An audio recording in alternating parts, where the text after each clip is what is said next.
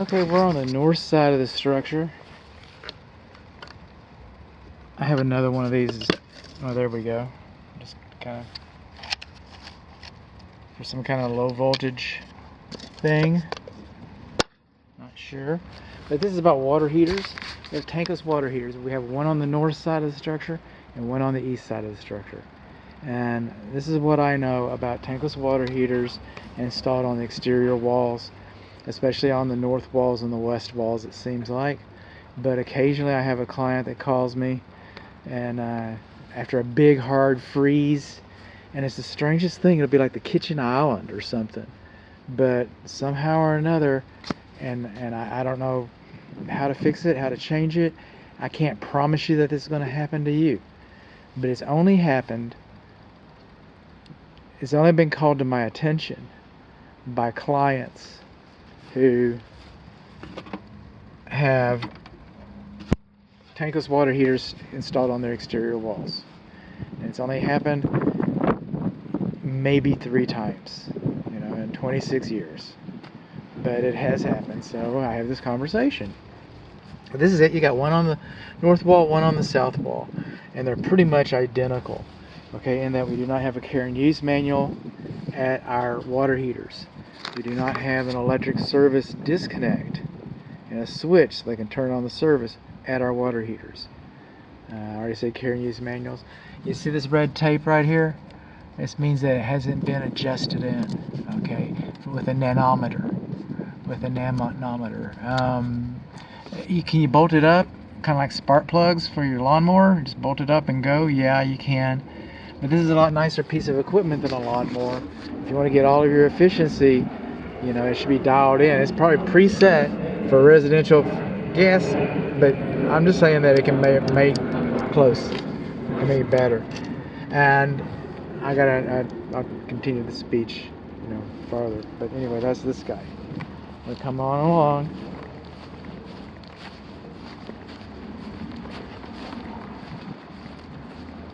Coming across the tundra, mile after mile. We got a gas port on a patio. Check with your manufacturer. Okay, this is where all the smoke goes in the fire. Most manufacturers are probably okay with an open area like this. But what I'm saying is I don't know. I don't know what kind of grill is going to go there. So check with your manufacturer. This wall should be sealed up around the faucet. But we're over here to the other water heater. Okay. Everything is the same. Checking the pressure relief valve.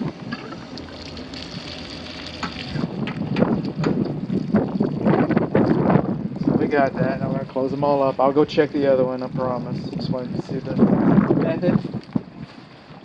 And it's got the same things going wrong with. Oh, I promise you another story. Are you ever going to quit? Well, that would have been fun, right? This water heater, the other water heater, these water heaters should be sealed where they're attached to the wall. But these water heaters will last about 5 or 7 years. What? Well, they could last 10 or 15 years. But they're not going to, because you're not going to have this screen serviced once a year. With conventional water heaters, we ignore them. Okay, and we get about 10 years out of them, and that's acceptable. We have brand loyalty has been established, and we just go buy another one. But the tankless water heaters cost a little more. They should last a little longer, but they're like a Porsche.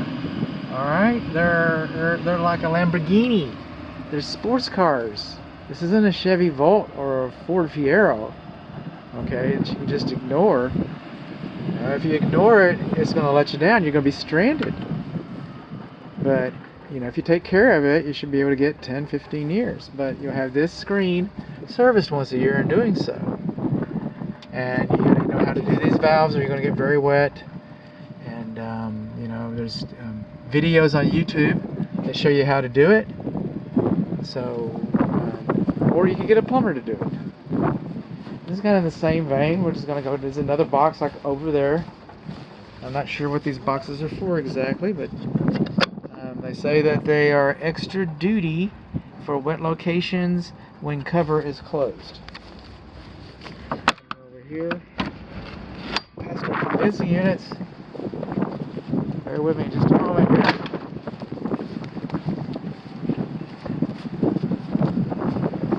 Gas meter.